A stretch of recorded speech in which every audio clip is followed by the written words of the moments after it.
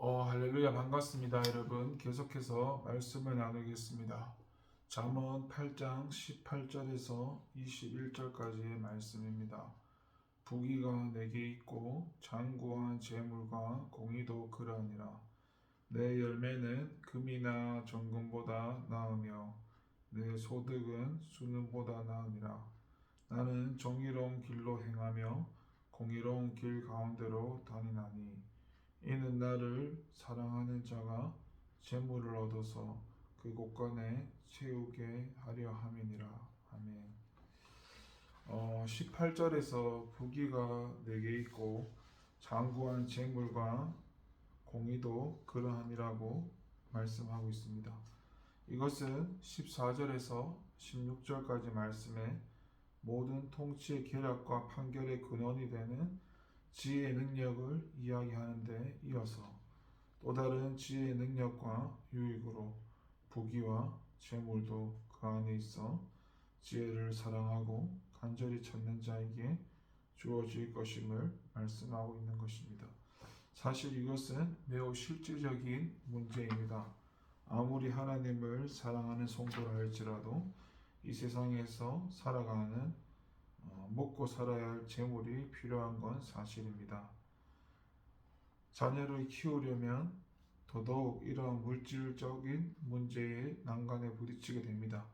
그런데 본문은 우리에게 지혜가 온갖 부귀와 장구한 재물의 주인임을 분명히 밝히고 있습니다. 지혜를 찾아 발견하게 되면 그 안에 숨겨진 부귀와 재물을 얻게 될 것임을 말하고 있는 것입니다.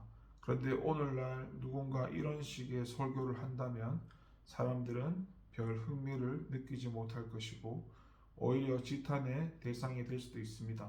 왜냐하면 이러한 설교는 너무도 오랫동안 한국교회 강단의 주제가 되어왔고 기복주의 폐단을 낳았기 때문입니다. 그러나 여러분, 오늘 말씀은 우리에게 부귀를 얻고 장구한 재물을 얻기 위해 지혜를 간절히 찾으라는 말씀이 아닙니다. 오히려 이 말씀은 들의 백합화가 어떻게 자라는가 생각하여 보라, 수고도 아니하고 길쌈도 아니하느니라. 그러나 내가 너희에게 말하노니 솔로몬의 모든 영광으로도 입은 것이 이 꽃 하나만 갖지 못하느니라. 오늘 있다가 내일 아궁이에 던져지는 들풀도 하나님이 이렇게 입히시거든 하물며 너일까 보냐 믿음이 적은 자들아 라고 마태복음 6장에서 이야기하시면서 책망하셨던 그 예수님의 말씀처럼 하나님의 나라와 의를 위해 전심을 다하는 인생을 하나님은 들의 백합화나 들풀 이상으로 지키시고 책임지시지 않겠느냐는 말씀으로 이해해야 옳은 것입니다. 여러분, 부자가 되는 것도 쉬운 일이 아니지만 하나님의 말씀을 깨닫고 그 말씀대로 살아가는 지혜로운 성도의 삶은 더더욱 힘들고 어려운 일입니다. 그러나 우리가 지혜를 찾고 사랑하며 그것을 온전히 이루려는 강한 열망을 가지고 살아간다면 하나님께서 반드시 우리의 인생을 책임지시며 우리의 삶에 풍성한 물질의 축복 또한 내려주실 것입니다. 여러분, 하나님께서는 결코 무책임한 분이 아니십니다. 무능한 분도 아니십니다. 그분에게는 부귀가 있고 장구한 재물도 있고 세상을 뒤흔들 만한 능력과 권세가 있습니다. 또한 그분은 신실하게 그의 백성을 돌보시고 지키시는 분입니다.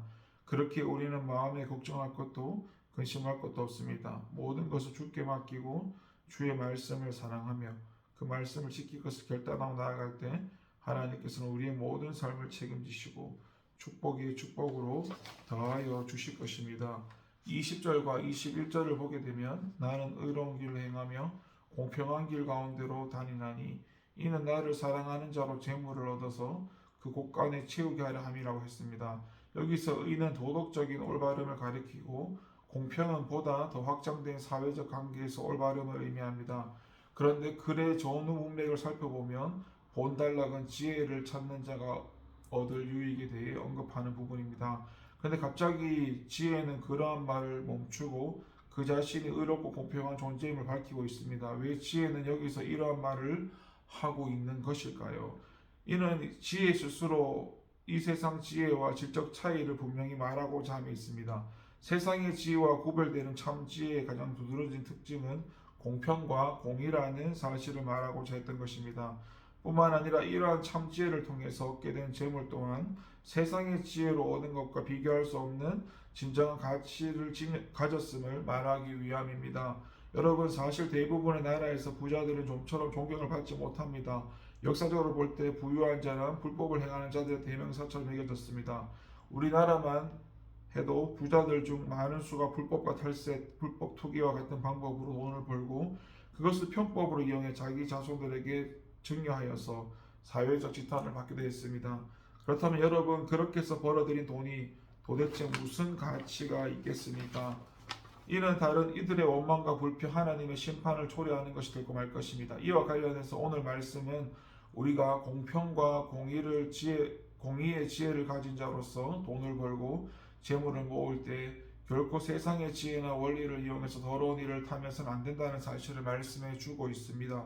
오히려 철저하게 깨끗하게 거룩한 방법을 고수하며 나아갈 때 하나님께서는 우리에게 값진 재물을 주실 것이고, 이렇게 해서 얻은 재물은 세상의 지혜로 얻은 재물과는 비교할 수 없는 가치를 가지게 될 것임을 말씀하는 것입니다.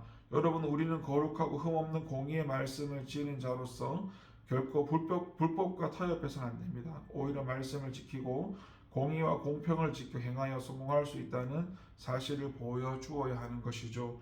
한때 말씀대로 법대로 양심대로 사업하면 망한다는 속설이 있었습니다. 그러나 하나님의 지혜를 가지고 공의와 공평으로 나아가도 결코 망하지 않을 것이며 오히려 더 흥하게 될 것이라 보여주는 성도들이 점점 많아지고 있습니다. 우리도 어디에서 무엇을 하든지 이 사실을 명심하고 우리가 지닌 소유 역시 거룩한 것이 되도록 힘써 의를 지켜야 합니다. 여러분, 의로운 삶을 살며 그 손을 깨끗이 하며 정직하게 흘리는 땀방울로 불을 축적해 나가십시오. 그것으로 진정한 성옥의 면모가 무엇인지 본을 보이는 삶을 살아가십시오. 지혜로운 삶, 하나님의 축복이 무엇인지를 아는 성도의 삶의 구체적인 면모가 바로 여기에 있습니다. 기도하겠습니다. 하나님 아버지, 감사합니다. 하나님의 방법대로, 하나님의 뜻대로, 하나님의 주인 되심으로 그렇게 하나님의 말씀대로 살아갈 수 있는 우리가 되게 하여 주시옵소서. 우리의 가치를 버리고 하늘의 가치로, 하나님의 가치로 살아갈 수 있는 은혜를 더하여 주시옵소서. 감사드리고 예수님 이름으로 기도합니다. 아멘.